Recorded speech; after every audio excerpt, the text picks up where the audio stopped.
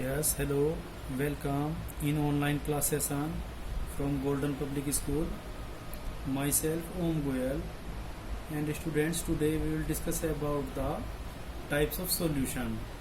This is the last topic or second last topic of the chapter number 5. Huh? Now we will discuss today true solutions. You know very well there are three types of solutions: true solutions, colloid solution and suspension.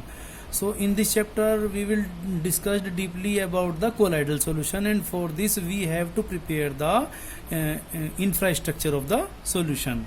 So about the true solution you know very well. देखिए, अगर हम कोई भी solution prepare करते हैं तो उसके अंदर एक हमारा सॉलिड है और दूसरा हमारा लिक्विड है. सॉलिड को मोस्टली हम बोल देते हैं सोल्यूट, और जो हमारा लिक्विड है उसको हम बोल देते हैं सोलवेंट. अगर सॉल्यूशन हमारा सॉलिड और लिक्विड को मिलाकर बनाया गया है? अगर हमारे ये दो फेज हैं. अब अगर हमारे ट्रू सॉल्यूशन के अंदर जो सॉलिड के पार्टिकल्स हैं वो बहुत माइनर हैं, we can not see by the microscope हैं. जैसे कि आपने शुगर को वाटर के अंदर डिसॉल्व कर दिया और एक सॉल्यूशन जो बन गया आपका, ये कैसा बन गया आपका? ट्रू सॉल्यूशन बन गया.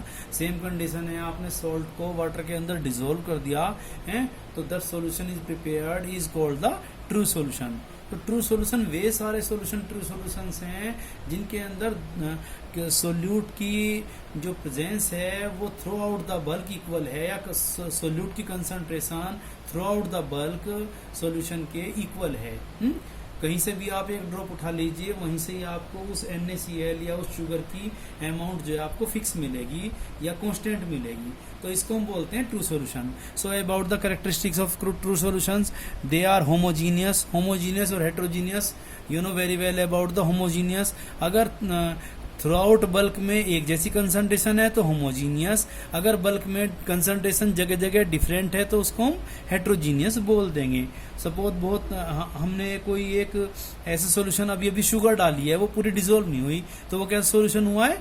हेट्रोजीनियस. बिकॉज जहां जहां शुगर के पार्टिकल्स वाटर के अंदर होंगे वहां शुगर की कंसंट्रेशन ज्यादा होगी in comparison to the rest of the solution. Now solute के particles, the diameter of particles is less than the 1 nanometre. Particles की बात चल रही है सोल्यूट की. नाउ ये जैसे ही अगर हम इनको फिल्टर करते हैं तो they easily pass through the filter paper. Ordinary filter paper से पास हो जाते हैं. It particle can not be seen under the microscope. Microscope से भी हम लोगों को ये दिखाई नहीं देते हैं. बात करते हैं कोलाइड्स की. तो कोलाइड्स का मैं पहले आपको एक एग्जांपल दे दूंगा, माइंड में अच्छी सी पिक्चर आएगी. जैसे मिल्क है, मिल्क हमारा क्या है? कोलाइड है.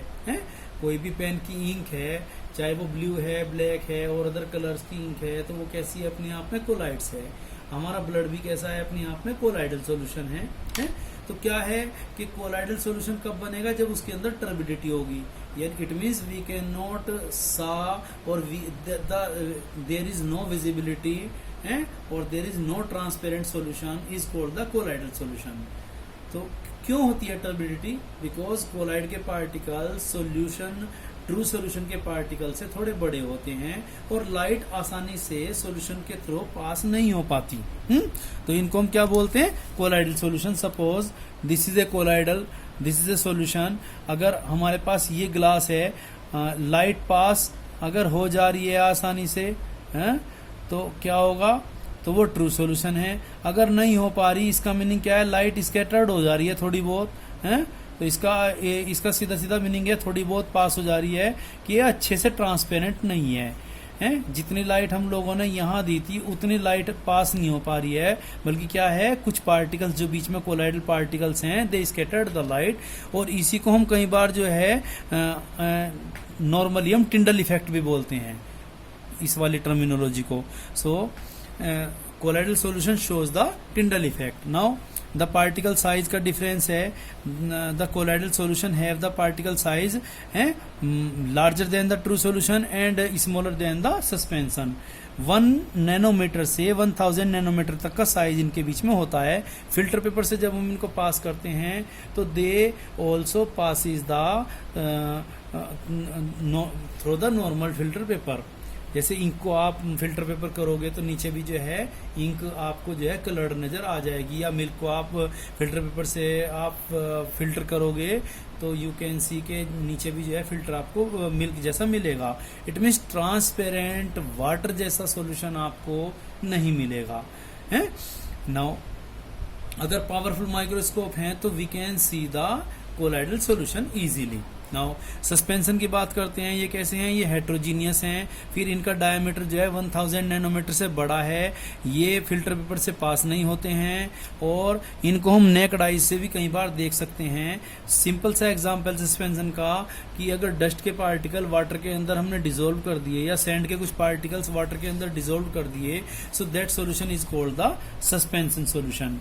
जैसे ये सस्पेंशन है, बड़े बड़े पार्टिकल्स हैं तो ये क्या है हमको दिखाई देंगे। और main important point is that after some time they go settle down at the bottom, यानी ये क्या होंगे, सेटल डाउन हो जाएंगे, और पिक्चर हमारी कैसी हो जाएगी कि ये यहाँ सैंड के पार्टिकल्स या जो भी हमारे हैवी पार्टिकल्स है सैंड थ्रो हो जाएंगे, सेटल डाउन हो जाएंगे, और ऊपर की तरफ हमें ट्रांसपेरेंट लिक्विड मिल जाएगा। So this is all about the suspension. Now अब हम फिर से बात करते हैं कोलाइड्स की। देखिए कोलाइड्स के लिए जैसे हमारा कोई भी ट्रू सॉल्यूशन होता है, ट्रू सॉल्यूशन के अंदर हम लोगों ने कैसे डिफरेंस किया था, कौन कौन से इसके कंपोनेंट थे, सोल्यूट और सोलवेंट। लेकिन यहाँ सोल्यूट अच्छे से डिसोल्व नहीं होता, इसलिए इनके नेम चेंज किए गए हैं। कोलाइडल सॉल्यूशन के अंदर जो दो कंपोनेंट हैं, एक है डिस्पर्स्ड फेज और दूसरा है डिस्पर्सियन मीडियम। डिस्पर्सियन मीडियम जिस तरह से यहाँ सोल्यूट वर्क करता है, यहाँ डिस्पर्स्ड फेज करेगा, जिस तरह यहाँ सोलवेंट वर्क करता है, डिस्पर्शन मीडियम इसको नेम दिया गया है। सो जब भी बात आपकी यहाँ कोलाइडल सॉल्यूशन की कैरेक्टरिस्टिक्स की अगर कहीं आ जाती है तो आप ये टर्मिनोलॉजी जरूर लिखें कि जो हमारा कोलाइडल सॉल्यूशन है, in the colloidal solution there are the two components that are the dispersed phase and dispersion medium. Now on the basis of dispersed phase and dispersion medium there are 8 types of colloidal solution में भी possible. देखिए अगर dispersed phase हमारा solid है लेकिन dispersion medium यानी liquid हमारा solid liquid gas में से तीनों में से कोई एक है। देखिए डिस्पर्शन मीडियम कैसा होगा, क्वांटिटी में ज्यादा होगा, डिस्पर्स्ड फेज क्वांटिटी में कम होगा है। तो अब हमारे 3 तरह के कोलाइड बन सकते हैं, सॉलिड सोल, सोल और aerosol. But when ever the dispersed phase is in the liquid phase, so then and dispersed medium is the solid liquid gas, then next three types of our colloidal solution are called the gel, emulsion and aerosol. And if dispersed phase is gas, then dispersion medium may be the solid and liquid.